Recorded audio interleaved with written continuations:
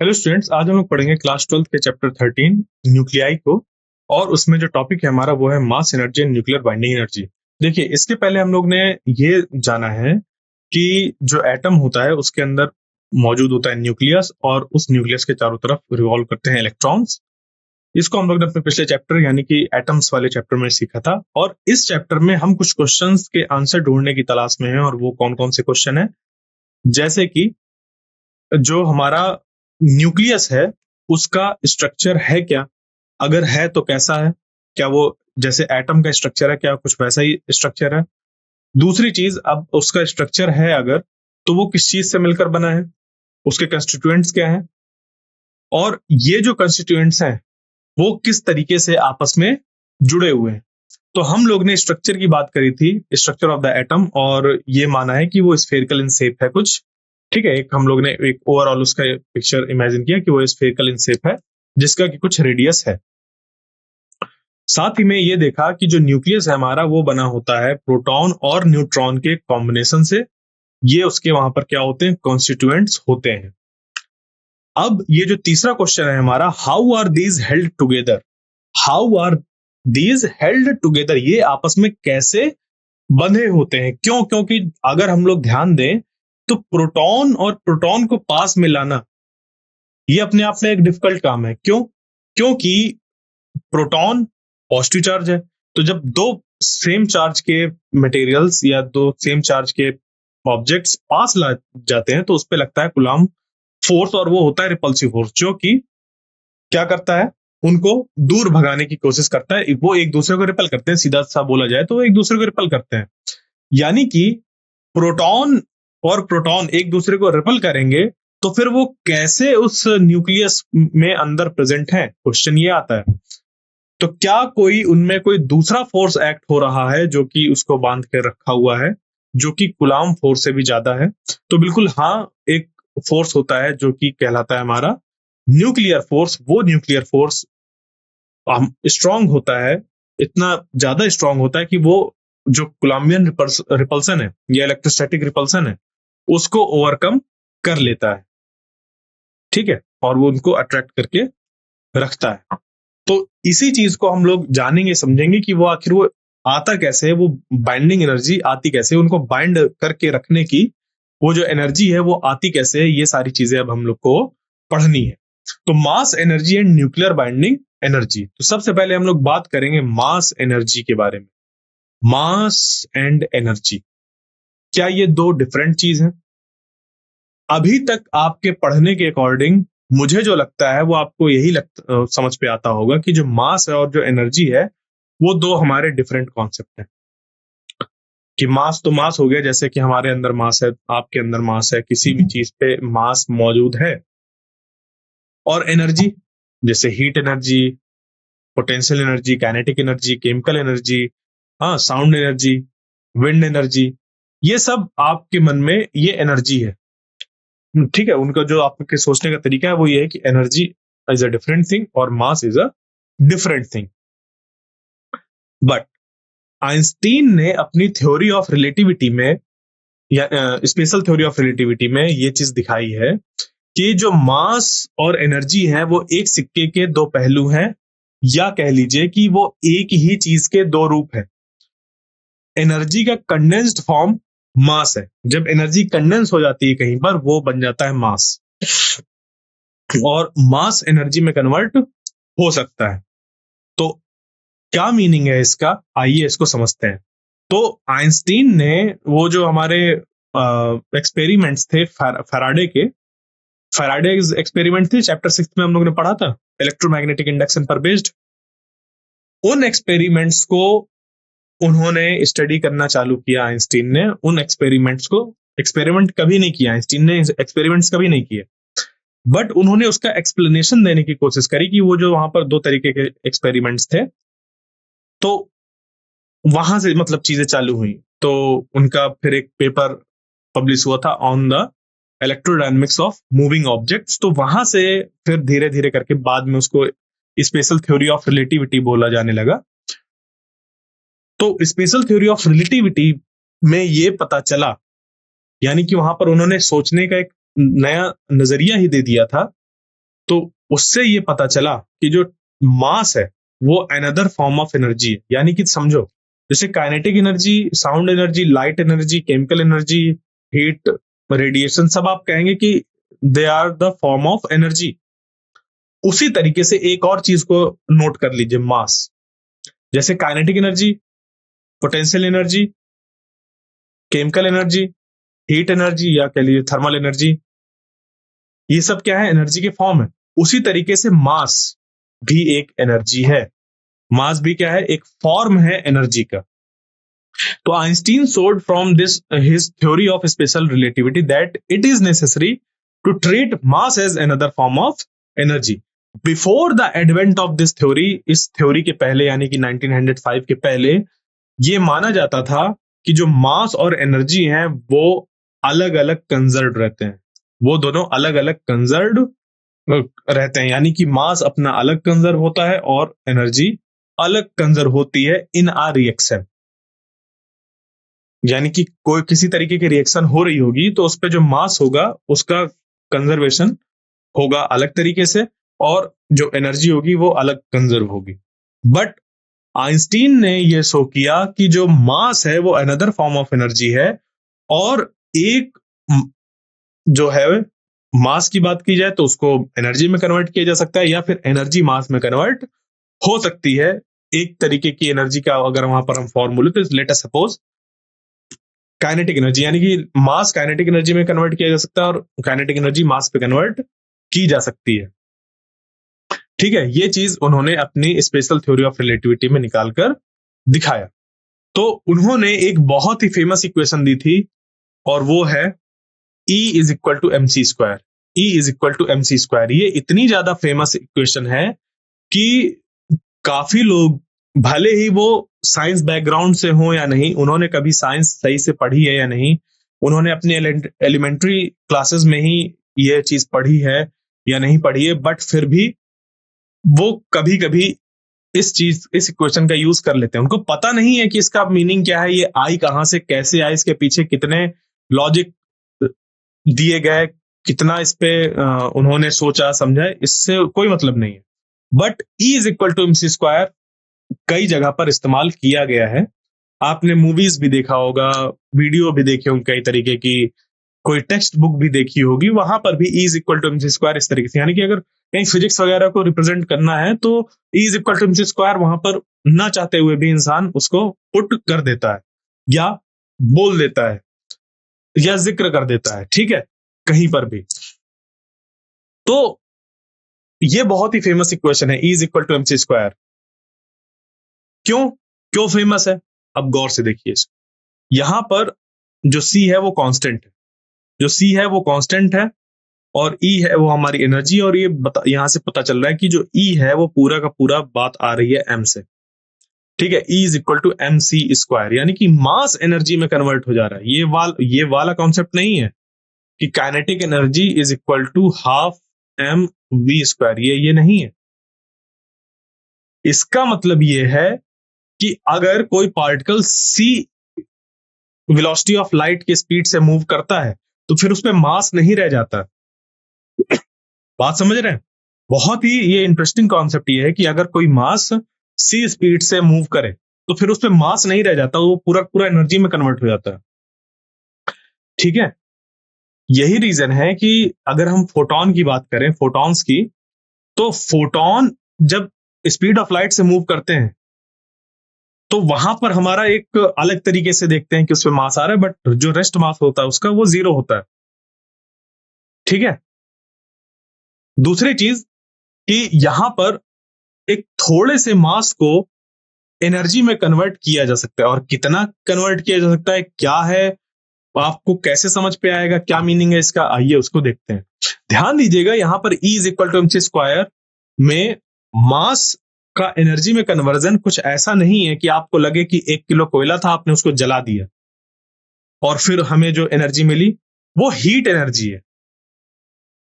आप कुछ ऐसा समझिए कि 1 किलोग्राम जो आपके सामने कोयला हो वो अपना फॉर्म ही चेंज कर ले, वो डिसअपियर हो जाए और एनर्जी के फॉर्म में कन्वर्ट हो जाए, तो क्या होगा? तो क्या होगा? वही यहां पर बात हो रही है। वो ऐसा नहीं है कि कोयला को आपने जलाया, कंबसन रिएक्शन किया और वहां पर वो राख में कन्वर्ट हो गया, कुछ गैसेस रिलीज हो गई या फिर कुछ वहां पर किसी और तरीके से हो गया। वो जो मास है वो पूरा का पूरा अपना फॉर्म चेंज कर ले और फॉर्म चेंज करके क्या बन जाए, एनर्जी बन जाए। तो उस एनर्जी के बारे में यहां पर ये जिक्र होता है। ये एक मास है हमारे पास, उस मास को आप क्या करिए, सी स्क्वायर से मल्टीप्लाई करिए, तो वो मास पूरा का पूरा अगर एनर्जी में कन्वर्ट होता है तो इतनी एनर्जी हमारी होगी। सी यहां पर ध्यान रखिएगा, ये क्या है, speed of light in vacuum है। आगे बढ़ते हैं और एक एग्जाम्पल को देखते हैं जिससे कि आपको समझ पे आएगा कि ये जो मास एनर्जी कन्वर्जन का फॉर्मूला हमारे पास है वो कैसे रिलेट करता है चीजों को और कितने सब्सटेंस पे कितनी एनर्जी की यहां पर बात हो रही है। तो देखिए यहां पर लिखा हुआ है, calculate the energy equivalent of 1 gram of substance. 1 gram substance को अगर हम कन्वर्ट कर दें एनर्जी में तो क्या होगा। अब गौर से यहां पर देखिए, यहां पर कहीं पर भी नहीं लिखा हुआ है 1 ग्राम ऑफ कोल या फिर 1 ग्राम ऑफ पेट्रोल या 1 ग्राम ऑफ पेपर या 1 ग्राम ऑफ पॉलिथीन या 1 ग्राम ऑफ कॉटन या 1 ग्राम ऑफ कोई दूसरी कंबस्टेबल चीज। ऐसा नहीं कहा गया है, उन्होंने कहा 1 ग्राम ऑफ सब्सटेंस, कुछ भी हो सकता है। यहां पर ये 1 ग्राम कुछ भी हो सकता है। 1 ग्राम आप चाहे वाटर ले लीजिए, 1 ग्राम चाहे एयर ले लीजिए, 1 ग्राम कुछ भी ले लीजिए, अगर उतना मास कन्वर्ट होता है एनर्जी में तो कितनी एनर्जी होगी। ठीक है, तो हम सिंपल यहां पर लिखेंगे मास, मास किलोग्राम्स पर आ जाएगा और C इंटू स्क्वायर। तो E is equal to 10⁻³ into 9 into 10⁻16, जो कि हमें मिल जाएगी यहां पर एनर्जी कितनी, 9 इंटू 10⁻13 जूल्स। कितनी मिल गई, 9 इंटू 10⁻13 जूल्स। तो क्या बना, क्या बना यहां पर, ये बना कि जो एनर्जी है हमारी वो कितनी है, ये जो एनर्जी है वो कितनी है, 9 इंटू 10⁻13 जूल्स। इतनी ज्यादा एनर्जी है, इतनी ज्यादा एनर्जी है उस 1 ग्राम सब्सटेंस पे। आप सोचिए आप कि 1 ग्राम अगर बर्न करें किसी चीज को तो वो कितनी एनर्जी करेगा। ठीक है, अगर आप इसको देखें, इसको अगर हम लोग कन्वर्ट करना चाहें इलेक्ट्रॉन वोल्ट्स के टर्म्स पर, तो इलेक्ट्रॉन वोल्ट्स के टर्म्स पर इसको कन्वर्ट करना बहुत आसान है।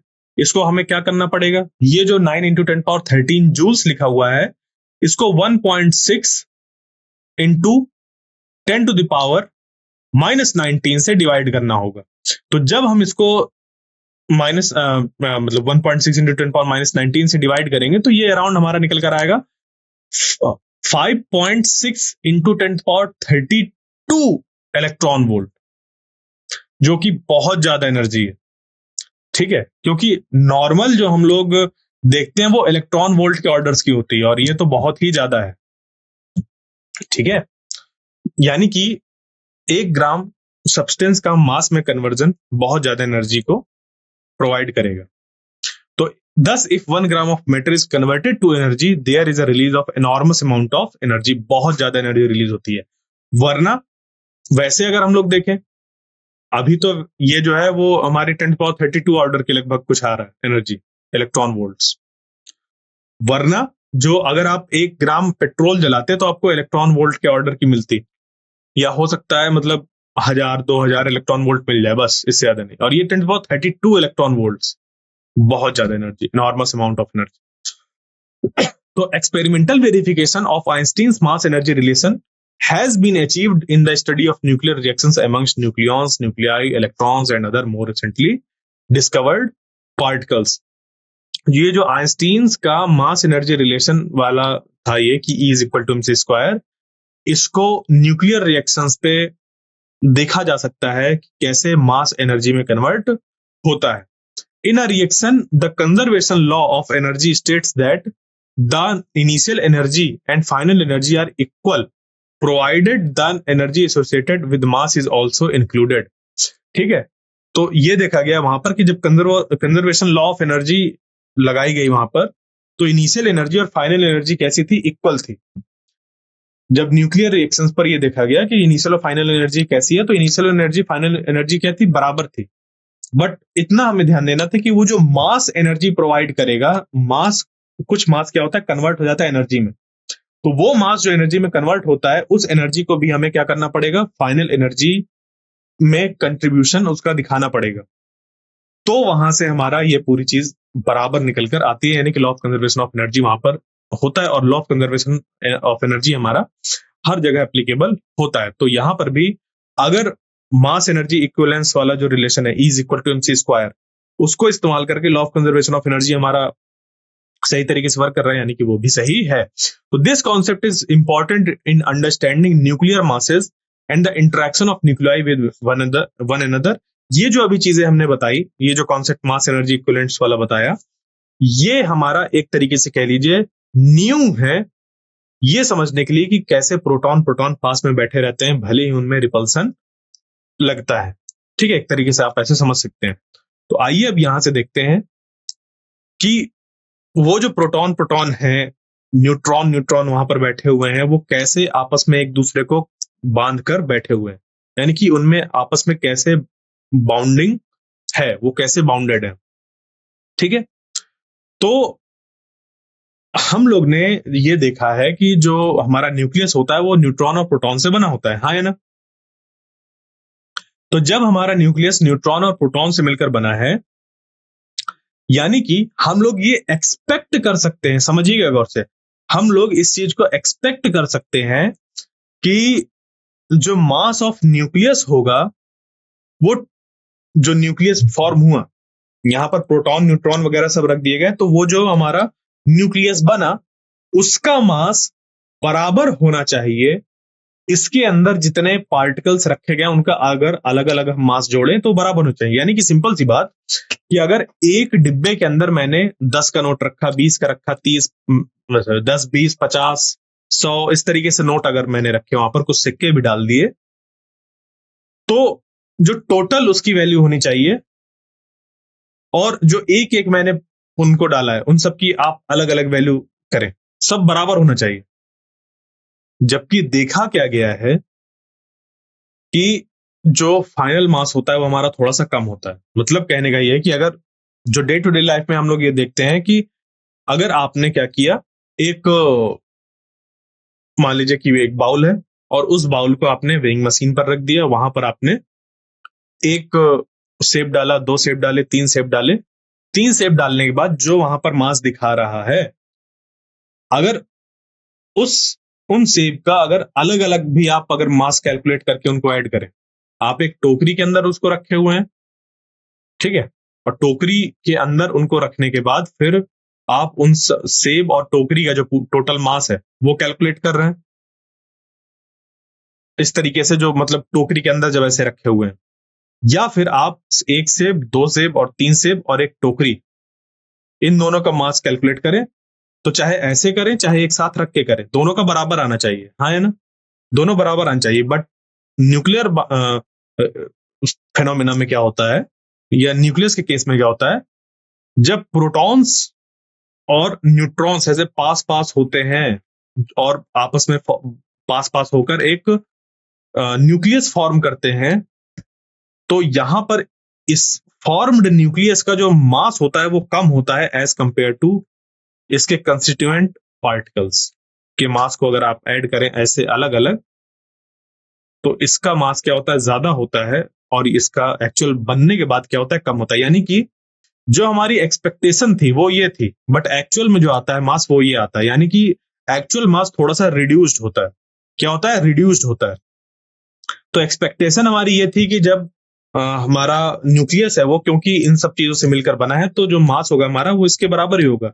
कि अगर आप एक एक कंस्टिट्यूएंट के पार्टिकल जो है हमारा कंस्टिट्यूएंट पार्टिकल हैं उनके मास को आप ऐड करें, तो वो न्यूक्लियस के मास के बराबर ही निकल कर आना चाहिए। जबकि होता क्या है, न्यूक्लियस का मास थोड़ा सा कम होता है, जिसको कि हम लोग बोलते हैं वो जो डिफरेंस होता है मास का, यानी कि देखो इसका मास ज्यादा और इसका मास कम, यानी कि एक्सपेक्टेड मास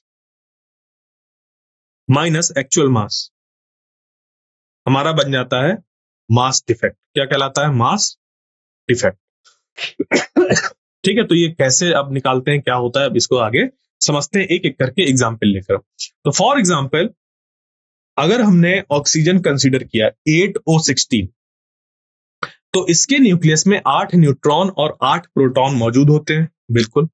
तो मास ऑफ 8 न्यूट्रॉन्स कितना हो जाएगा, 8 इंटू एक न्यूट्रॉन का मास। मास ऑफ 8 प्रोटॉन कितना हो जाएगा, 8 इंटू एक प्रोटॉन का मास। मास ऑफ 8 इलेक्ट्रॉन्स कितना हो जाएगा, 8 इंटू एक इलेक्ट्रॉन का मास।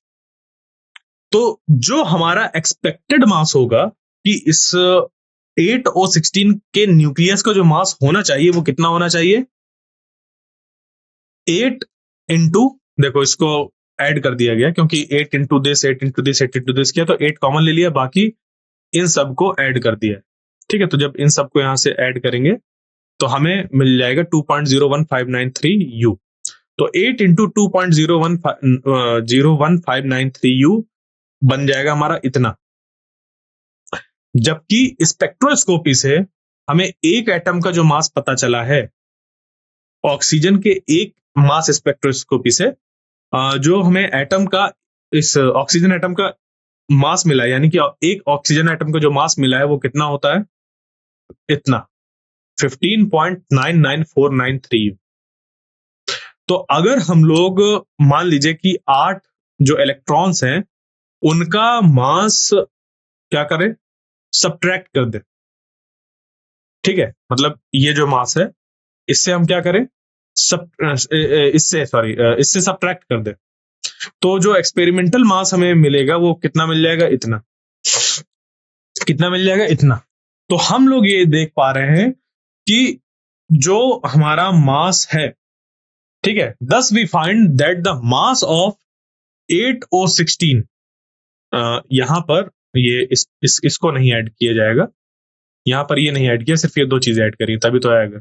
ये 7 6 13, एक हासिल लगा, 6 2 8, 1 9 हो गया, फिर यहाँ पर 15, 5 हासिल लगा 1, फिर यहाँ पर 1 आ गया। ठीक है, तो इन दोनों को यहाँ पर ऐड किया गया है, ध्यान दीजिएगा, यहाँ पर इन दोनों को ऐड किया गया। ठीक है, यहाँ पर इलेक्ट्रॉन को ऐड नहीं किया, इलेक्ट्रॉन के मास को ऐड नहीं किया, क्योंकि न्यूक्लियस के लिए इलेक्ट्रॉन के मास की थोड़ी ना जरूरत है। ये हो गया। तो एक्सपेरिमेंटली जो एटॉमिक मास ऑब्टेन किया गया है इस ऑक्सीजन एटम का वो है इतना। तो इसमें जो मास होगा वो हमारा प्रोटॉन, न्यूट्रॉन और इलेक्ट्रॉन तीनों का होगा। तो इलेक्ट्रॉन के मास को अगर हम हटा दें, वही चीज यहां पर किया गया कि 8 इलेक्ट्रॉन के मास को सब्ट्रैक्ट कर दिया गया इससे, तो हमारा मास निकल कर आ गया इतना। यानी कि ये जो मास है वो मास किसके बराबर होना चाहिए था, इसके बराबर। ठीक है, ये वाला मास बराबर होना चाहिए था इसके, जबकि हम लोग देख रहे हैं कि इनमें थोड़ा सा क्या है, डिफेक्ट है, अंतर है।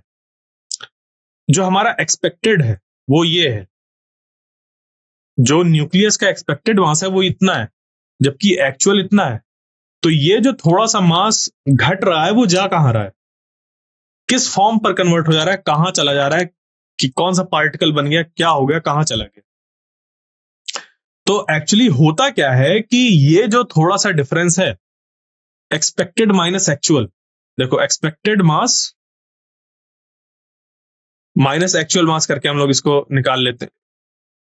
ठीक है, ये हमारा एक्सपेक्टेड मास माइनस एक्चुअल मास, इससे हमारा निकल कर आ जाता है मास डिफेक्ट। क्या निकल कर आ जाता है, मास डिफेक्ट। कैसे, यहां पर जो दिया हुआ है वो दिया हुआ है ZMP। ZMP का मतलब जितने नंबर ऑफ प्रोटॉन्स इनटू एक प्रोटॉन का mass plus A minus Z किया, यानी कि ये N लिखा हुआ है। क्या लिखा हुआ है, कैपिटल N, यानी कि नंबर ऑफ न्यूट्रॉन्स। तो number of neutrons into mass of neutron किया तो हमें मिल गया उन न्यूट्रॉन्स की वजह से पूरा मास। तो ये हो गया हमारा एक्सपेक्टेड मास। अब इन दोनों मास को क्या किया गया, जब ऐड किया गया तो ये बन गया हमारा एक्सपेक्टेड मास ऑफ न्यूक्लियस। जबकि जो एक्चुअल मास हमें मिलता है मास स्पेक्ट्रोस्कोपी से वो मिला इतना। तो इस एक्सपेक्टेड मास पे हम एक्चुअल मास को क्या करेंगे, जब माइनस करेंगे तो हमें मिल जाएगा मास डिफेक्ट की कितना अंतर आया। ठीक है, तो ऑक्सीजन के केस में 8O16 के केस में जो मास डिफेक्ट है वो इतना है, मास डिफेक्ट इतना है। तो the difference in mass of nucleus and it's constituent delta is called the mass defect. और उसको हम लोग ऐसे फाइंड करते हैं किसी भी जनरल एटम के लिए इस तरीके से हम फाइंड कर सकते हैं मास डिफेक्ट को, जहां पर कि Z हमारा एटॉमिक नंबर है, जो A है हमारा वो मास नंबर है, Z वही फिर एटॉमिक नंबर, Mp है मास ऑफ प्रोटॉन, Mn है मास ऑफ न्यूट्रॉन, और जो M है वो है हमारा मास ऑफ वो जो एटम से हम अगर इलेक्ट्रॉन हटा दें तो वो जो बचेगा, ठीक है, वो ये है। तो इसका मीनिंग क्या है, ये जो मास डिफेक्ट है इसका मीनिंग क्या है? तो यहां पर अब आती है आइंस्टीन की मास एनर्जी जो इक्विवेलेंस वाली इक्वेशन है, यानी कि EB is equal to delta MC square. ये अब अपना रोल प्ले करती है, यानी कि सिंपल ये वाली E is equal to MC square. क्योंकि हुआ क्या है यहां पर कि ये जो मास है, जो मास थोड़ा सा कम हुआ है, वो कम इस वजह से हुआ है क्योंकि उतना मास, ये जो मास है ये एनर्जी में कन्वर्ट हो गया, ये एनर्जी रिलीज हो गई, ये एनर्जी रिलीज हो गई। तो जब एनर्जी रिलीज हुई तो क्या हुआ, वो स्टेबल हो गया। क्या हो गया? स्टेबल हो गया। वो जो एनर्जी रिलीज हुई उसके कारण से यहां पर जो प्रोटॉन और न्यूट्रॉन्स थे वो आपस में बंध गए, वो आपस में बंध गए। क्लियर? तो since the mass of oxygen nucleus is less than that the sum of its constituents, यानी कि जो हमारा एक्सपेक्टेड मास था उससे कम था एक्चुअल मास, तो the equivalent energy of oxygen nucleus is less than that of the sum of equivalent energies. तो अगर हम लोग ऑक्सीजन न्यूक्लियस पर एनर्जीज की बात करें तो जो हम टोटल एनर्जी वहां पर होगी और इक्विवेलेंट एनर्जी को जब हम लोग ऐड करते हैं उससे वो कम होगी, यानी कि एक्चुअल जो एनर्जी है वो कम होगी, एक जो हमारी हम सम करते डिफरेंट डिफरेंट एनर्जी को उससे कॉन्स्टिट्यूएंट्स को की जो एनर्जी उनको हम अगर ऐड करते तो उससे यहाँ पर कम एनर्जी हमें मिलेगी। तो अगर किसी को ब्रेक करना है उस ऑक्सीजन न्यूक्लियस को 8 प्रोटॉन और 8 न्यूट्रॉन्स पर, तो उसको इतनी एक्स्ट्रा एनर्जी क्या करनी पड़ेगी, सप्लाई करनी पड़ेगी। तो क्योंकि ये उसको ब्रेक करने के लिए इतनी एनर्जी एक्स्ट्रा उसको चाहिए होगी, यानी कि अगर हम लोग बोलना चाहें तो बोल सकते हैं कि इतनी रिक्वायर्ड एनर्जी के साथ वो बंधा हुआ है, यानी कि इस रिक्वायर्ड शब्द को हटाकर उसको बोल दिया गया बाइंडिंग एनर्जी, कि इतनी बाइंडिंग एनर्जी के साथ जो प्रोटॉन और न्यूट्रॉन्स है वो आपस में बंधे हुए हैं। और इसको हम लोग मास डिफेक्ट से फाइंड कर सकते हैं। कैसे? EB is equal to delta MC square. कैसे निकाल सकते हैं? ZMP plus A minus Z into MN, और इसको क्या करिए, माइनस कर दीजिए। तो ये बन जाएगा, यहां पर हम इस पे जो है वो हमारा जो एक्चुअल मास है उसको माइनस कर देंगे जब, तो मास डिफेक्ट निकल कर आ जाएगा। फिर इस मास डिफेक्ट को अगर हम एनर्जी में कन्वर्ट करके देखें तो उस एनर्जी को बोला जाता है बाइंडिंग एनर्जी, कि इतनी एनर्जी तो रिलीज हो गई। अब अगर हम लोग को वो जो 8 प्रोटॉन और 8 न्यूट्रॉन मिलकर बैठ गए हैं इतनी एनर्जी रिलीज होने की वजह से, उनको अलग अलग करना है तो हमें इतनी एनर्जी सप्लाई करनी पड़ेगी। तो क्योंकि इतनी एनर्जी हमें सप्लाई करनी पड़ेगी उनको ब्रेक करने के लिए, तो एक तरीके से कहा जाए कि ये जो एनर्जी है वो हमारी बाइंडिंग एनर्जी की, इतनी एनर्जी के साथ ये बंधे हुए हैं, इतनी एनर्जी के साथ ये बंधे हुए हैं। तो आइए यहां पर एक और छोटा सा कैलकुलेशन करते हैं और समझते हैं, एक रिलेशन फिट करते हैं अपने जो अभी तक हम लोग चीजें पढ़ते आए हैं उस पे, और जो एक नया आइडिया हम लोग यहाँ पर इस्तेमाल कर रहे हैं उसके बीच में। तो find the energy equivalent of one atomic mass unit, one atomic mass unit. 1U में कितनी एनर्जी होगी, 1U मास में कितनी एनर्जी होगी? पहले जूल्स पर फाइंड करिए, पहले जूल्स पर, उसके बाद मेगा इलेक्ट्रॉन वोल्ट्स पर। तो इसके लिए हम लोग क्या करेंगे, यहां पर 8O16 में यहां पर कुछ इस तरीके से हम लोग इसको करेंगे। देखिए, जो मास डिफेक्ट है उसको पहले इन यूनिट्स पर निकालेंगे। कैसे? समझ पे आ जाएगा, अभी देखते हैं। तो 1U is equal to 1.6605 into 10⁻27 kilogram, ये हमारा 1U होता है, ये पता है, ये मास है। तो हम यहां पर ये मान रहे हैं कि जो एक्सपेक्टेड मास था और जो एक्चुअल मास है उसके बीच में जो अंतर है वो 1U है। तो कितनी बाइंडिंग एनर्जी होगी वो हमें बता, मतलब या कह लीजिए कि इतने हमारा अगर कहीं पर मास हो, ठीक है, अगर डिफेक्ट ना भी हो, सिंपल ये हमारा क्या हो, मास हो, तो इतने मास में कितनी एनर्जी होगी ये हमें बताना है। इतने मास में कितनी एनर्जी होगी ये चीज हमें बतानी है। तो इतनी एनर्जी को या फिर कह लीजिए पहले इतने मास को एनर्जी के यूनिट्स पर अगर हमें कन्वर्ट करना हो, ठीक है, एनर्जी इक्विवेलेंट के यूनिट्स पर अगर हमें कन्वर्ट करना हो इसको, तो क्या करेंगे, यानी कि इस यूनिट्स पर, ये मास की यूनिट है, ध्यान दीजिएगा ये मास की यूनिट है, मास की। तो इसको क्या करते हैं, यहां पर हम लोग इसको मास को, इस 1u को करने के लिए हम क्या करते हैं, इसमें सबसे पहले सी स्क्वायर को मल्टीप्लाई करते हैं। ठीक है, तो जब इसका सी स्क्वायर से मल्टीप्लाई करते हैं तो ये बन जाता है हमारा 1.6605 इंटू 10⁻27, और हमने सी स्क्वायर से मल्टीप्लाई किया तो ये बन गया इतना 1.4924 इंटू 10⁻10 जूल। तो ये जो निकल कर आया है ये क्या है, एक जूल में, एक जूल में मौजूद एनर्जी, एक जूल अगर अपना फॉर्म चेंज करता है एनर्जी में तो उस पर, सॉरी, एक जूल नहीं, एक यू अगर अपना फॉर्म चेंज करता है एनर्जी में तो इतने जूल्स होगी। एक यू अगर करता है, जे नहीं, अगर एक यू अपना फॉर्म चेंज करता है एनर्जी में तो जो हमें एनर्जी मिलेगी वो इतने जूल्स मिलेगी, वो इतने जूल्स मिलेगी। इसको अगर हमें इलेक्ट्रॉन वोल्ट पर कन्वर्ट करना हो तो कर सकते हैं बहुत आसानी से। 10⁻19 से क्या करिए इसको, यानी कि 1.602 इंटू 10⁻19 से डिवाइड करिए। तो जब इस जूल को इससे डिवाइड करेंगे तो ये जो जूल है वो कन्वर्ट हो जाएगा इलेक्ट्रॉन वोल्ट पर। कैसे कन्वर्ट होता है इसको मैं पहले ही बता चुका हूं। तो इस एक बार जब ये कन्वर्ट हो जाएगा यहाँ पर, ठीक है, एक बार जैसे ये कन्वर्ट हुआ तो ये निकल कर आ गया 0.9315 इंटू 10⁻9 इलेक्ट्रॉन वोल्ट। अब आप क्या करिए इसको, ये जो है यहाँ पर इसको लिख सकते हैं हम लोग, जैसे 10⁻3 इधर आ जाए मल्टीप्लाई पर, बाकी बचा 10⁻6। देखो 10⁻9 को हम लोग दो चीज पे लिख सकते हैं, 10⁻9 इज इक्वल टू 10⁻6 इंटू 10⁻3। तो 10⁻3 वाला जो हिस्सा है वो यूज कर लीजिए किस चीज के लिए, इस 931 को प्रॉपर जो साइंटिफिक वे होता है हमारा लिखने का उस पर, तो ये बन जाएगा 931.5। और यहां पर जब हम लोग 10⁻6 की बात करेंगे तो 10⁻6 पर ये क्या होगा कि यहां पर जो हमारा अब क्योंकि यहां से इस तरीके से लिख दिया, मतलब ये चीज ये है यहाँ पर, ये जो अब अगर 10⁻6 इधर लिख दिया गया तो ये जो डेसिमल है वो हमारा इस तरफ आ जाएगा, यानी कि 931.5, और ये जो 10⁻6 है उसको लिख दिया जाएगा मेगा, मेगा इलेक्ट्रॉन वोल्ट्स। ठीक है, और कुछ इस पे नहीं है, बस यूनिट इधर उधर ऐसे लिख दी गई है। यानी कि एक यू मास पर, 1 यू मास पर, 1 एटमिक यूनिट मास पर इतनी एनर्जी है। और इसको अगर हम लोग लिखें तो ये है E is equal to delta M C square, और इसी को अगर हम लोग लिख दें तो ये लिख देंगे कि 131.5 mega electron volt is equal to delta M की जगह पर हम लोग लिख सकते हैं, क्योंकि ये जो कैपिटल एम है ये मेगा है, ये मास नहीं है, ये मेगा है। ठीक है, मेगा इलेक्ट्रॉन वोल्ट, और ये जो एम है मास।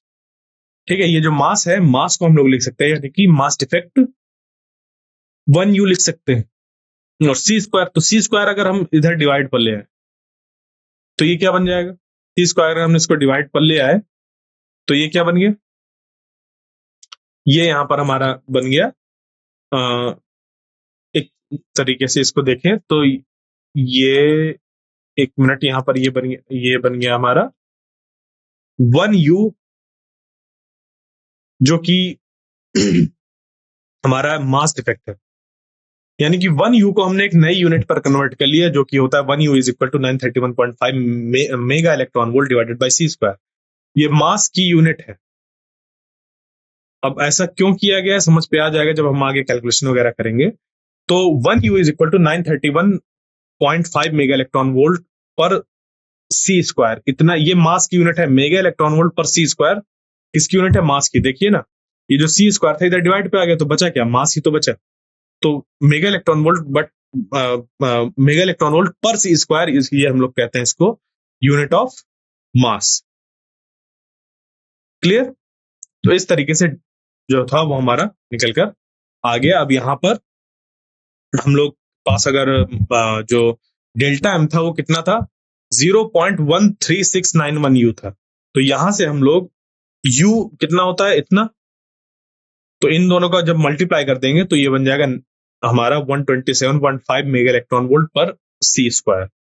ये यहां पर बन जाएगा। इससे काफी ज्यादा हमारे क्वेश्चंस बनते हैं।